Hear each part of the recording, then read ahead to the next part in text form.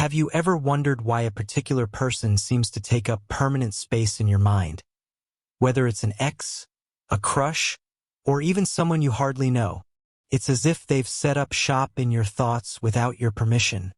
No explanation, no escape. These constant mental appearances feel almost like intrusions.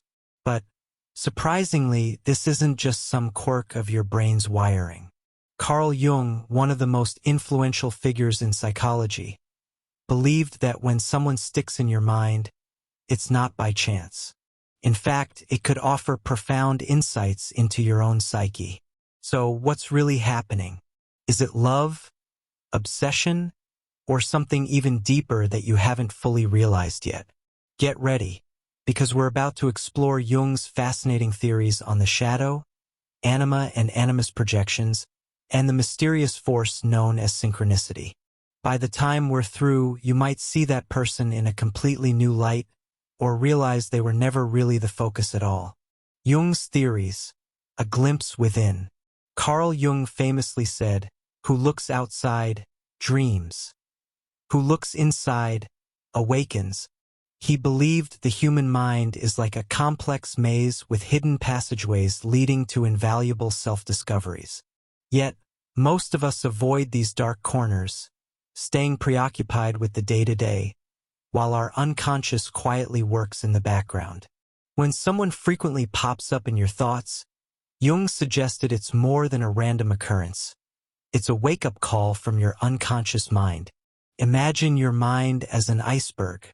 The small visible portion represents what you're consciously aware of, your thoughts, feelings, and memories.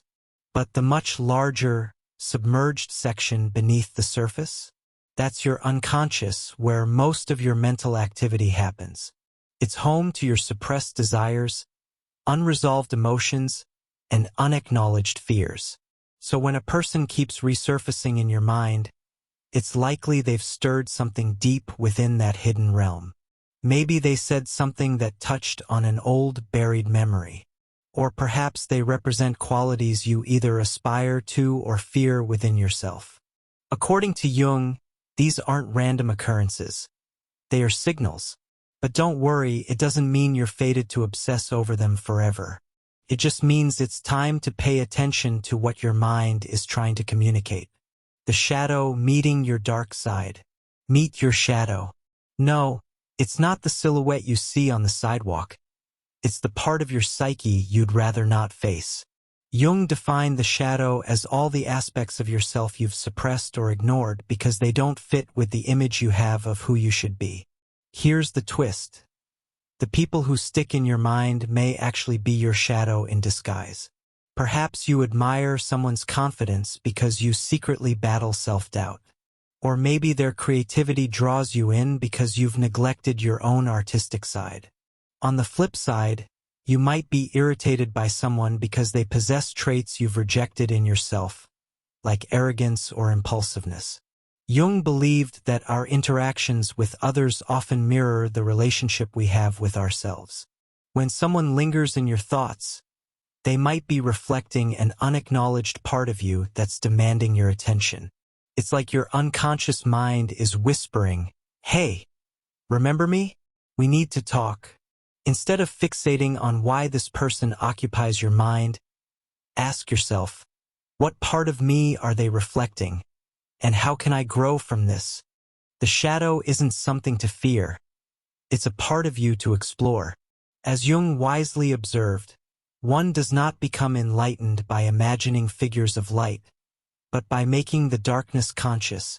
Anima and animus, understanding the inner relationship. Now, let's delve into two of Jung's most captivating concepts, the anima and animus. These archetypes symbolize the feminine and masculine aspects of the psyche.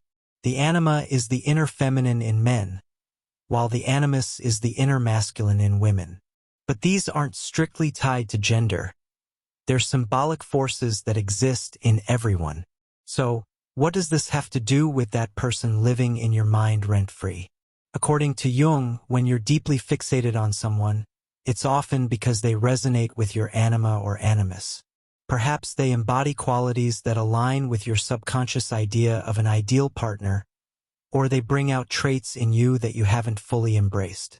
For instance, their emotional depth might stir something inside you, reflecting a need for deeper emotional connections in your own life. But here's the twist. Sometimes your anima or animus can deceive you. You might project an idealized version of someone, seeing them not as they truly are, but as your unconscious desires them to be. This can lead to confusing feelings and misunderstandings. By recognizing this, you can shift your perspective from, "Why am I obsessed with them?" to "What part of me are they awakening?" It's a reminder that those who occupy our thoughts often reflect something deeply personal within ourselves. Projection. Seeing others through your own lens. Here's where things get even more interesting. Jung believed that much of what we think and feel about others often has little to do with them, and everything to do with us. This is the concept of projection. Imagine your mind as a mental movie theater, where you're unknowingly casting people in roles based on your own unresolved issues and unconscious desires. What you're seeing in them is often a reflection of your own internal world, not necessarily who they truly are. You often project your thoughts, desires, and fears onto others, as if they are the main characters in your story. Let's break this down. Imagine you admire someone for their ambition. In truth, this may be a trait you wish you had more of, or perhaps a quality you already possess but haven't fully recognized. Similarly, if you dislike someone, it might be because they reflect something you fear about yourself, like being overly critical or emotionally distant. In such cases, your unconscious mind uses these people as mirrors, reflecting parts of your psyche that need attention. The tricky part is that projection feels so real, you may confuse these feelings with facts. You might think someone is amazing or terrible, not realizing that you're actually talking about yourself. Carl Jung saw this as a valuable opportunity for growth. The next time you find yourself fixating on someone, whether positively or negatively, pause and ask, "What am I really seeing here? What does this say about me?" By owning your projections, you can reclaim those parts of yourself and stop giving others so much power over your thoughts. It's challenging, but as Jung said, everything that irritates us about others can lead to a deeper understanding of ourselves. Now, let's talk about synchronicity. It's more than just coincidence. Have you ever thought about someone only for them to text you moments later? Or maybe you've been thinking about them for weeks, and suddenly you bump into them in the most unexpected place. Feels like the universe is winking at you. Jung called this phenomenon synchronicity, meaningful coincidences that he believed were no accident. Jung described synchronicity as events connected not by cause and effect but by meaning. When your thoughts and external events align in a way that feels significant, it's a sign that something deeper is at work. Perhaps your unconscious mind is so focused on this person that it's shaping your perception of reality. Or maybe a larger, unseen force is at play, linking your inner world with the outer one. But here's the catch: synchronicity isn't just about random events. Jung believed it's a call to action, a moment to reflect on why this person has appeared in your life and what you're meant to learn from them. Are they triggering unresolved emotions, representing a path you're afraid to take? Or perhaps they're simply reminding you of your own ability to create meaning. The next time something synchronistic happens, don't dismiss it as mere coincidence. See it as a nudge from the universe or your unconscious to dig deeper. As Jung said, synchronicity is an ever-present reality for those who have the eyes to see. Now, you might wonder, how do you decode your thoughts when someone won't leave your mind? Jung's theories aren't just intriguing. They're practical tools for self-awareness and growth. Here are 3 steps to help you decode what your mind is trying to tell you. Step 1. Reflect. Start by asking yourself, What emotions come up when I think about this person? Are you inspired by their confidence, frustrated by their aloofness, or drawn to their sense of adventure?